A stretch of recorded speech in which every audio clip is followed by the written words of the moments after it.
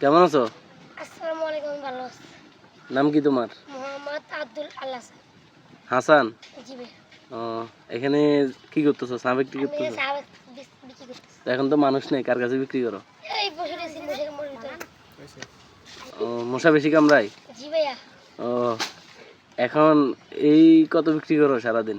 500 হাইস। মানে এটা কি লাভ না চালান? লাভ সাজ দৌড়ে একসাথে। তো এটা দিয়ে সংসার চলে? তোমার পরিবারের সদস্য কয়জন? 6 জন। 6 জন? জি।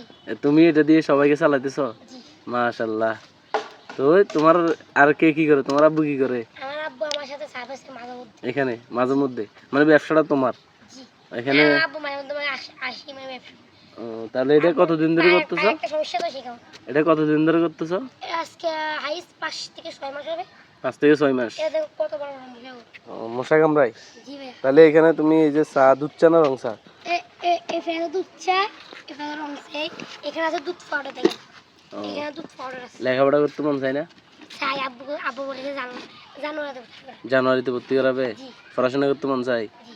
ও, তো এখানে যারা আসে তারা কি তোমার সাথে কেউ কোনো উচ্ছৃঙ্খল বা কিছু করে? না। মানে সবাই সুন্দরভাবে টাকা পয়সা দিয়ে যায়?